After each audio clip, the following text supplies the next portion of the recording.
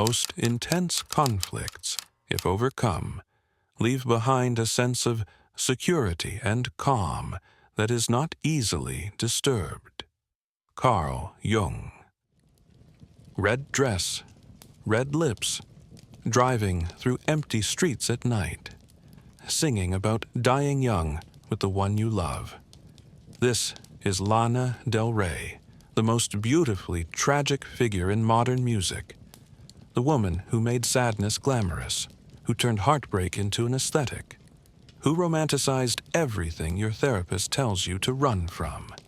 And millions of young women love her for it, because she gives voice to something nobody else will say out loud, that sometimes the darkness feels better than the light, that sometimes you don't want to be saved, that sometimes loving someone who destroys you feels more real than loving someone who's good for you. But here's the question. Is Lana Del Rey performing sadness? Or is she trapped by it? Is this art? Or is this what happens when you turn your wound into your identity and can't remember who you were before? In our Shadow Icons series, we explored 6 men and their relationship with darkness. Now, we're starting something new, performance and persona. Artists who've struggled with the same question, who am I when the performance is over? And Lana Del Rey is the perfect place to start, because nobody has blurred that line more beautifully. Nobody has made the persona more romantic. And nobody has shown us more clearly what happens when you fall in love with your own sadness. This is Lana's story, the tragic romantic, and it's about the most dangerous thing you can do, which is to mistake your wound for your identity. Before there was Lana Del Rey, there was Elizabeth Woolridge Grant, born June 21, 1985, New York City, upper middle-class family. Father, a copywriter turned entrepreneur. Mother, an account executive. Money, education, opportunity, but also distance, emotional distance, the kind of family where everything looks perfect from the outside, but something's missing on the inside. Elizabeth's father was there but not there, present but distant, successful but unavailable. The classic absent-present father. He provided everything except what she actually needed, which was him, his attention, his approval, his love that didn't feel conditional. At 15, she's sent to boarding school, Kent School in Connecticut. And this is when things start to unravel. She's drinking, using substances, acting out. Not because she's troubled in some dramatic way, because she's trying to fill a hole. The father-shaped hole that no amount of money or privilege can fill. As we explored in our Shadow Self video, the shadow forms when we reject parts of ourselves to survive. For young Elizabeth, the rejected part was the needy girl, the one who wanted daddy's love and couldn't get it. So that need went underground, into the shadow, where it grew and festered, and eventually became the only thing she knew how to create from. By 18, she's at Fordham University in New York, studying philosophy, metaphysics, the big questions. Who am I? What is love? What does it mean to exist? These aren't abstract questions for her. They're personal, because she genuinely doesn't know who she is. The perfect family, the boarding school, the philosophical education. None of it filled the hole. So she starts making music, under the name Lizzy Grant, singer-songwriter stuff. Honest but unremarkable. And crucially, it doesn't work. Nobody cares. The music is fine, but there's no character, no mythology, no persona strong enough to make people pay attention. This is the moment every artist faces, when the real you isn't enough, when talent alone doesn't cut it, when you have to decide, do I create a character, or do I stay small and invisible? Elizabeth Grant chose the character, and that character's name was Lana Del Rey. 2010. Elizabeth Grant is 25 years old. She's released one album as Lizzy Grant. Born to Die is actually her stage name before it's her album title, and it failed. Completely. Nobody bought it. Nobody listened. It disappeared. So she makes a choice. A deliberate, conscious choice. She's going to create a character. Not just a stage name. An entire mythology. A persona so complete that people can't look away. She studies old Hollywood, Marilyn Monroe, Priscilla Presley, Nancy Sinatra, the sad glamour of the 50s and 60s, the beautiful, tragic women who men destroyed and then memorialized. She takes that aesthetic and brings it forward. Vintage dresses, red lips, fake beauty mark, big hair, the whole look. And she doesn't just dress like them. She embodies them, the way they moved, the way they sang, that breathless, fragile, about-to-break quality, the damsel who wants to be destroyed. The name Lana Del Rey, not random, carefully chosen. Lana from Lana Turner, the Hollywood actress. Del Rey means of the king in Spanish. She's positioning herself as Hollywood royalty, as American tragedy, as the girl who belongs to the king and dies beautifully. In our Andrew Tate video, we talked about weaponizing persona. Tate creates a villain to sell masculinity. Lana's different. She's not creating a villain. She's creating a fantasy. The tragic romantic. The girl who loves too much. The beautiful victim. And then comes the moment. July 2011. She uploads a homemade music video for a song called Video Games, shot on her webcam, just her singing, no budget, no production. But the persona is fully formed. The sad girl, the vintage aesthetic, the voice that sounds like it's breaking. Within months, it's viral, millions of views, record labels calling, everyone wanting to know, who is this girl? This beautiful, sad girl who seems like she time-traveled from 1962? By January 2012, her album Born to Die comes out. And it's massive, commercially huge. Critics divided. Some call it brilliant. Some call it fake, calculated. Performed sadness. And they're both right. Because here's what nobody wants to say out loud. The best personas are built on truth. Lana isn't faking the sadness. She's amplifying it. Taking her real father wound and making it into art, into mythology, into a character millions of girls can project their own pain onto. But here's the danger.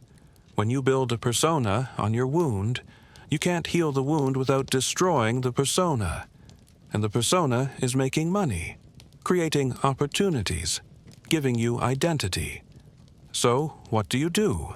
Heal and lose yourself? Or stay wounded and stay relevant? Lana chose the wound. Listen to Lana's music. Really listen.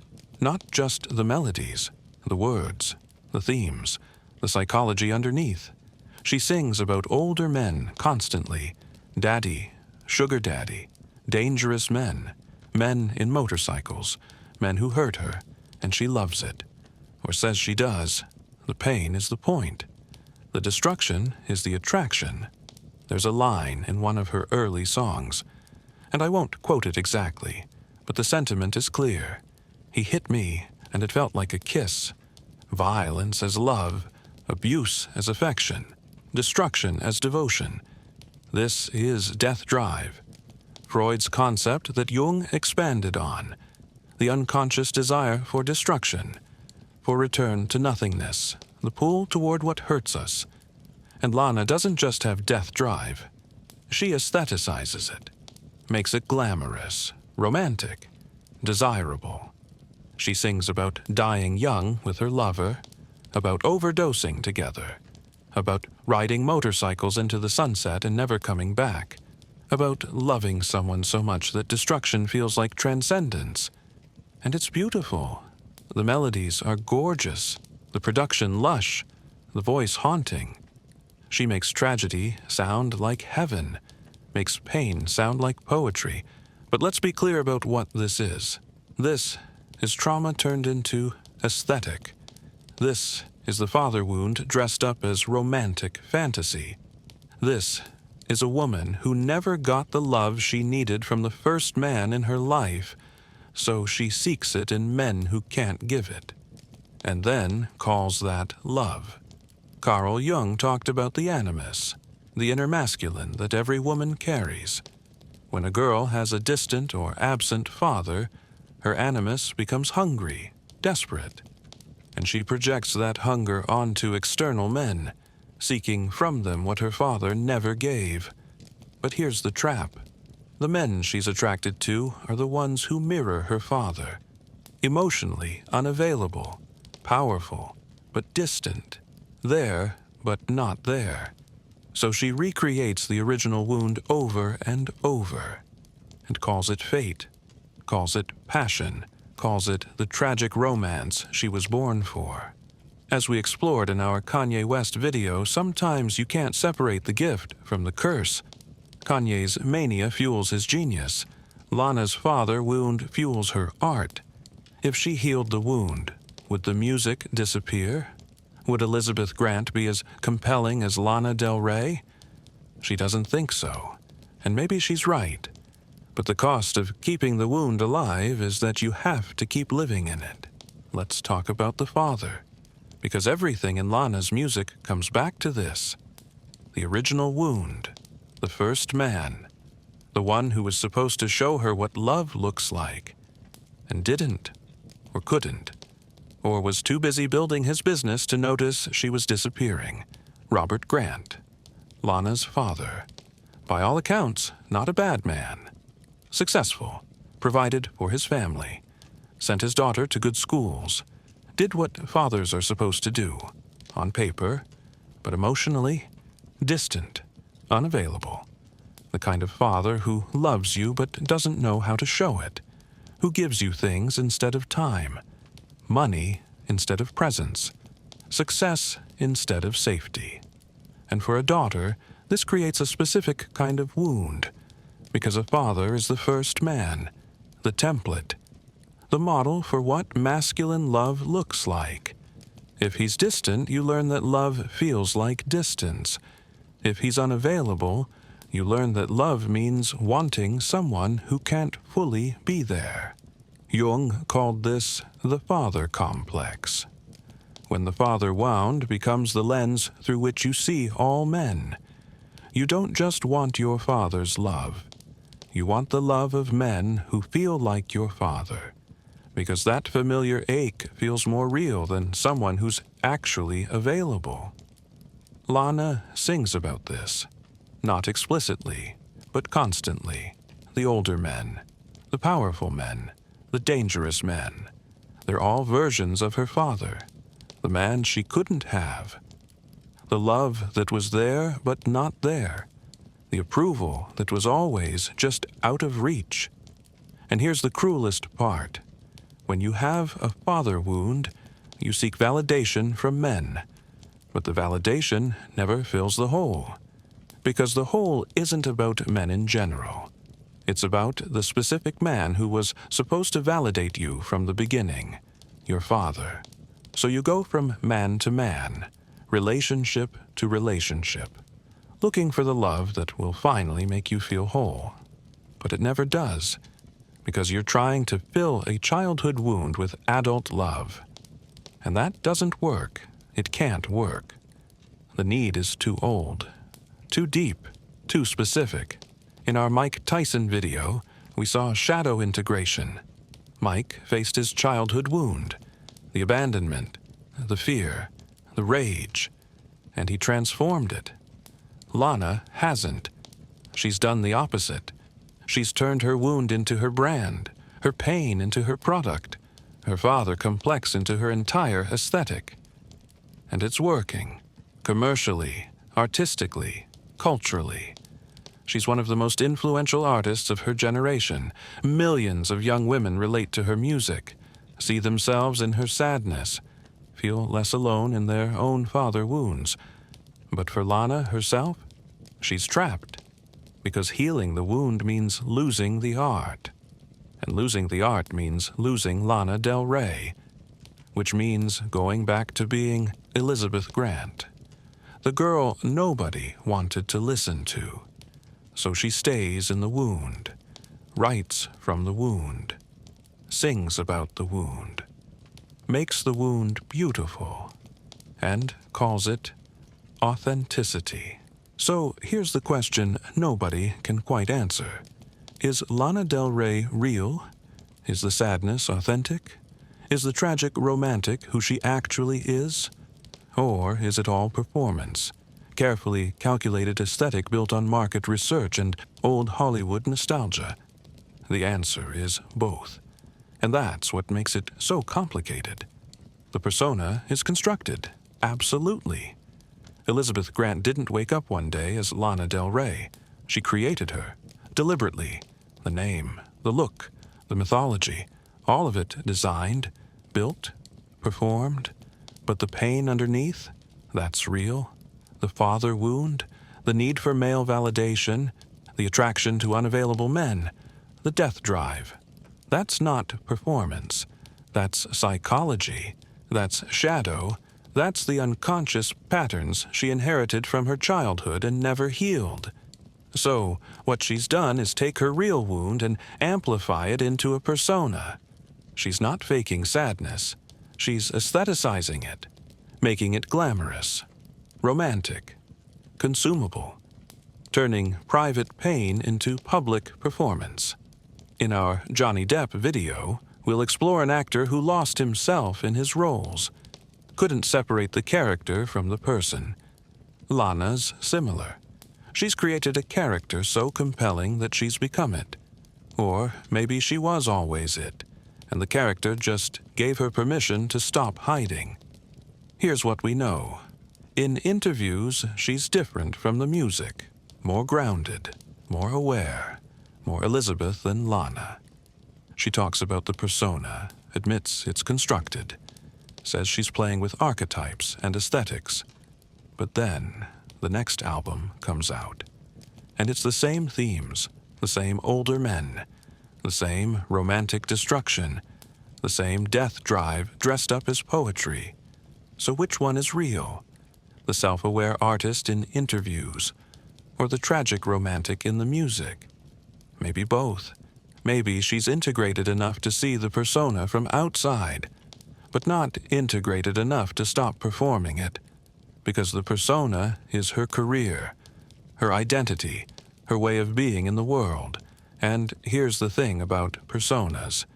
They're supposed to be tools, masks you wear when you need them and take off when you don't. But when the persona becomes your most successful self, when it makes you money and gives you identity and connects you to millions of people, taking it off feels like death. So you keep it on, even when you're alone, even when the camera's off, even when you're not sure anymore where the character ends and you begin. Lady Gaga, who we'll explore in a future video, figured this out. She created Mother Monster. She performed it brilliantly, and then she consciously stepped back. Let the world see Stefani. Did jazz albums with Tony Bennett. Acted in serious films. She used the persona, but didn't let it consume her. Lana hasn't done that. 13 years into Lana Del Rey, and it's the same aesthetic, the same themes, the same tragic romantic. Maybe because she likes it. Maybe because it's authentic. Or maybe because she doesn't remember how to be anyone else. So, what do we learn from Lana Del Rey? First, your wound can become your art. There's nothing wrong with creating from pain. Every artist does it.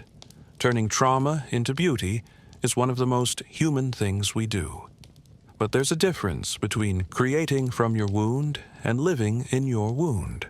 Between processing pain through art and using art to avoid processing the pain. Lana does both. The music is cathartic, beautiful, real, but it's also a way to stay in the wound without having to heal it, to romanticize the pain instead of transforming it. Second, the father wound is real, and it doesn't matter if your father was objectively terrible or just emotionally unavailable. The wound is the wound, and it shapes everything. Who you're attracted to, what you think love looks like, what you believe you deserve. If you're a woman reading this and Lana's music speaks to you, ask yourself why. What in her sadness resonates with your sadness? What in her father complex mirrors your own? What patterns are you repeating that she's giving voice to? And then ask the harder question. Are you processing the pattern? Or are you romanticizing it? Are you healing the wound? Or are you making it beautiful so you don't have to heal it? Third, the persona is a trap when it works too well. When people love the character more than the person. When the mask makes more money than the face. When your trauma becomes your brand. Because then, healing means losing your identity. Growth means losing your audience. Integration means starting over. And who wants that when the wound is working so well? As we've seen through this entire series, there are different ways to relate to your shadow. Your darkness, your wounds. Mike Tyson integrated his. Elon Musk is still possessed by his. Kanye can't separate his genius from his madness. Andrew Tate weaponized his for profit. Joe Rogan explores his through questions. Conor McGregor became his persona so completely he forgot there was a person underneath. And Lana Del Rey. She turned her wound into art so beautiful that healing it feels like betrayal. To herself, to her music, to the millions of girls who found themselves in her sadness. But here's what she and all of us need to remember. You are not your wound. Your pain is not your identity. Your trauma is not your destiny. You can create from the darkness without living in it. You can honor the wound without staying in it. The difference between an artist and someone trapped by their persona is this. The artist knows they're performing. The trapped person forgets they have a choice. Lana probably knows. Probably. But knowing and choosing are different things. You can see the cage and still not open the door.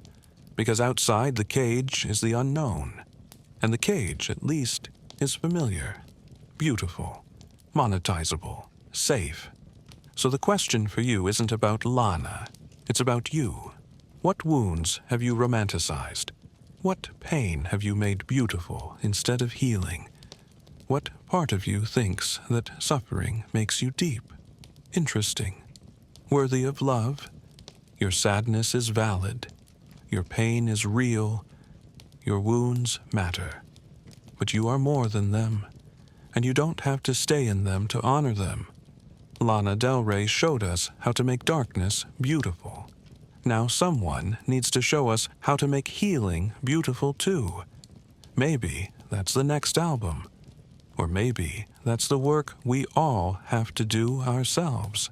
If you want to understand the father wound, the tragic romantic archetype, and how women relate to their shadow, I recommend a few books.